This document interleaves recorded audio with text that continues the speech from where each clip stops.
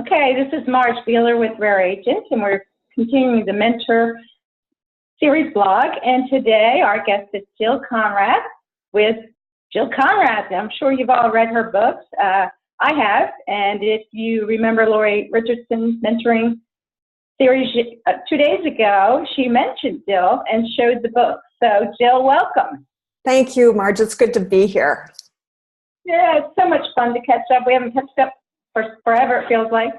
So I'd like you to go a little bit about your background and how did you get where you are today? It's a long and circuitous journey, but the Cliff Notes version is I actually started out as a high school teacher, taught for 4.5 years, came up with a business idea, put together a business plan, went to SCORE, the government agency for entrepreneurs, Service Corps retired executives that give you feedback on your plan. And they said, this is really a good idea, Jill. And I had roped in some friends. And then they said, which one of you three is going to be doing the sales? And I remember looking at him in horror saying, sales? I thought you said this was a good idea. And he said, it is, Jill, but somebody has to sell it.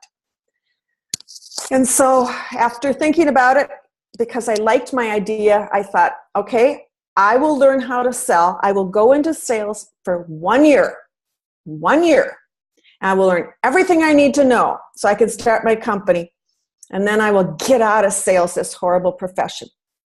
Well, that was a lifetime ago. I got into sales, got hired by Xerox, discovered I actually loved the profession and the challenge of it, the complexity of it, figure out how to make things work and launch new products and be really good on a consistent basis when the market shifted. I mean, there was so much that was moving all the time that I actually I was with Xerox for 5 years, moved into leadership, then moved into selling technology, and then I moved into consulting on how to sell technology. Then I moved into speaking and writing books and being out there helping other people learn what I have learned. So that's kind of the Cliff Notes version.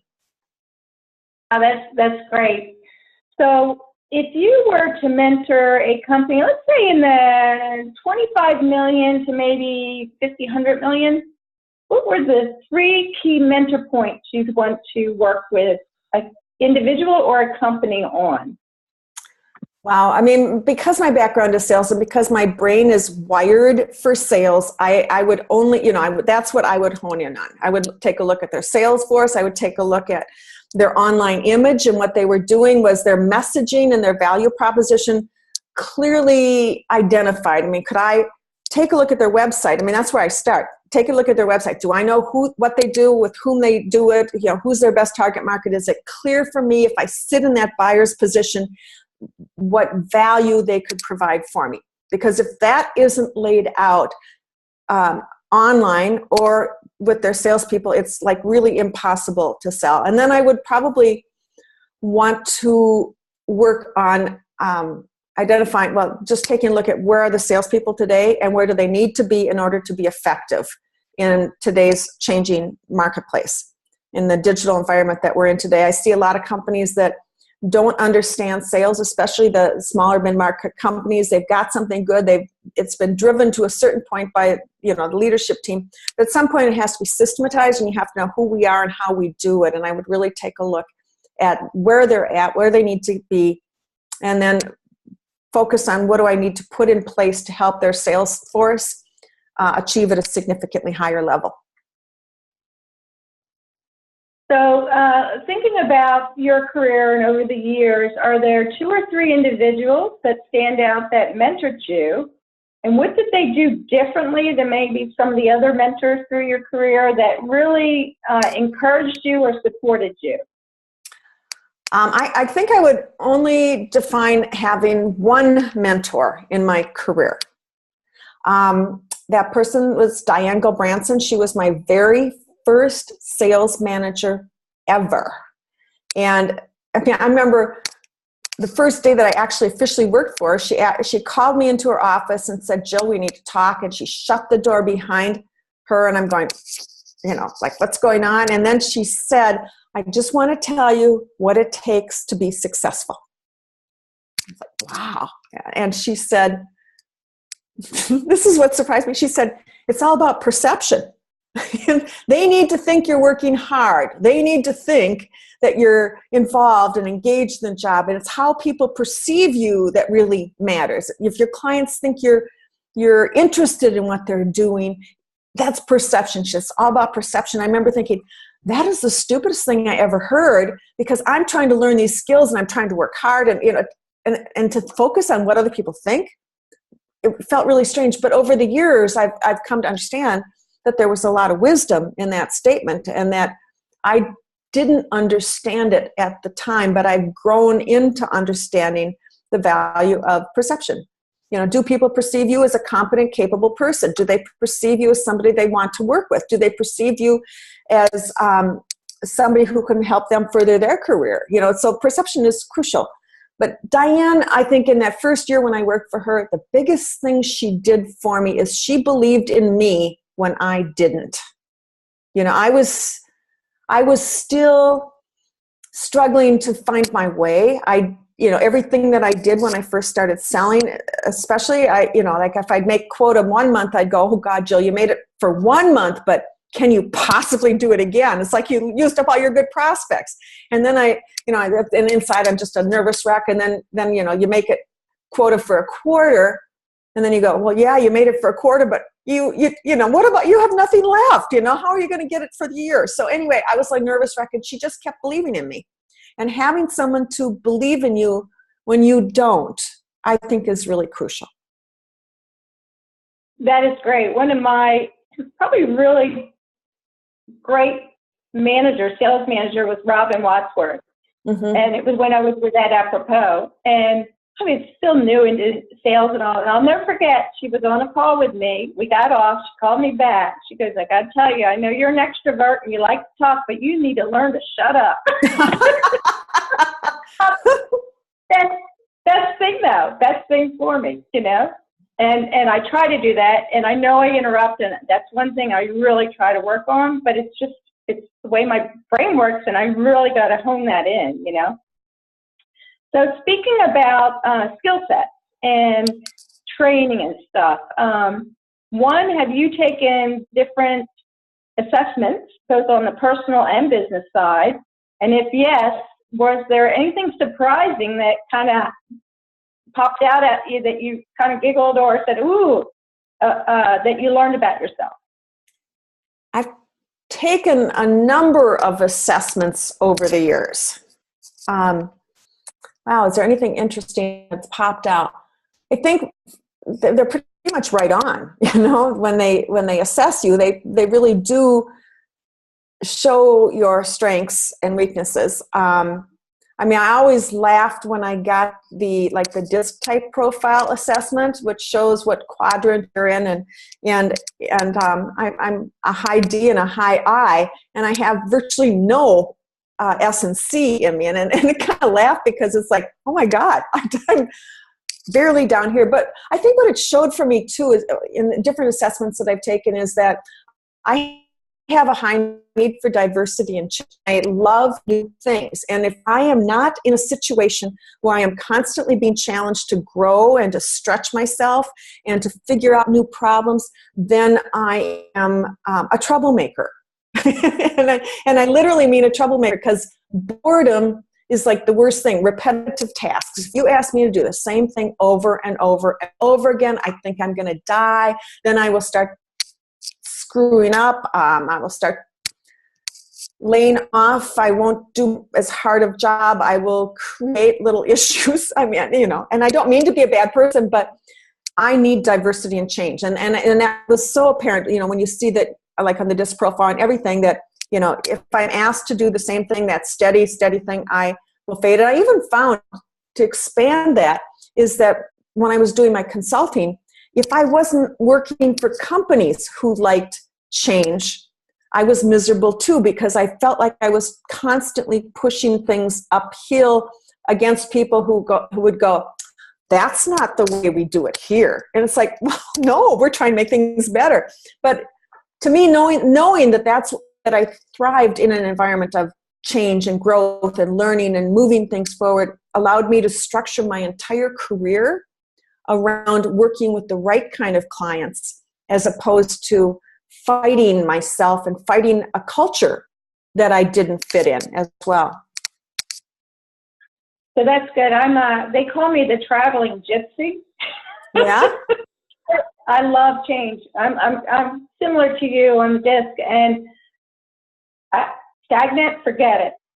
And even my detail oriented, like looking at detail, if it's the same thing over and over, I miss things, versus if it's something new, I catch it. So weird how our brains work. Yes. And that excitement. I need excitement. I'm an adventurer, you know. So based on that, and I know you've done sales training, how important do you think it is to either constantly train the sales organization or some type of sales process put in place? Because I find personally, when I go out to my client base, they don't always do it. And some of these companies are big, you know, and I'm amazed that they don't have, especially for the newbies, a process in place to really help them and mentor them and coach them. So I just like to see if you're finding the same thing when you're going out. Yes, I find the same thing, especially in the market that you're talking about, you know, more the mid-market growing companies. People seem to feel that if they hire a good salesperson, that person can come in and take over, or they hire somebody and want them to be successful because they have something that they like about them. And they don't realize how important it is to get somebody started correctly. I mean, I actually, you'll laugh when I say this, I actually have a book on for new hires in companies that don't have good training programs, because it was such a pervasive issue. And it's called Agile Selling, and it's how to get up to speed quickly in a new job. And it's not just for new salespeople who are new to the profession, but anytime you as a salesperson have to go into a different market segment. So, for example, if you've always called on HR, now you're calling on marketing with your product or service. I mean, it's a whole different ballgame. HR people like different things. They have different issues. They have different challenges than marketing people. You have a whole new language to learn. You have to learn the stories of success. You have to learn the issues that they're dealing with. You have to learn how your company's product or service has made a difference, so you can say, Mr. Prospect, we work with companies like yours to help you shrink time to revenue on new product introductions. I've got some ideas that might be helpful, and then be able to have an intelligent conversation. The ability to sell something new takes a long time, and in some cases it can take from 9 months all the way up to 2 years to become proficient. And there's so much drop off in that time. To me, it's a huge productivity issue if companies don't do it, because most people, if they don't get this help and support at the beginning, they will start getting discouraged after 6 to 9 months, and then they'll start looking for another job, and their productivity will go down, and they won't be investing as much time in their customers. So now you have a turnover issue, you have to hire somebody new, and you have all the lost sales along the way, when that didn't have to happen if you built an onboarding program that was not just, we give you 2 days in the field, or we give you 2 weeks to learn everything about our product, but something that would extend over a period of time with learning and ongoing coaching. I mean, to me, that is an imperative, and it's a business issue. It is not a nice to have a little training program. It's a business issue. Excuse me. And I agree with that.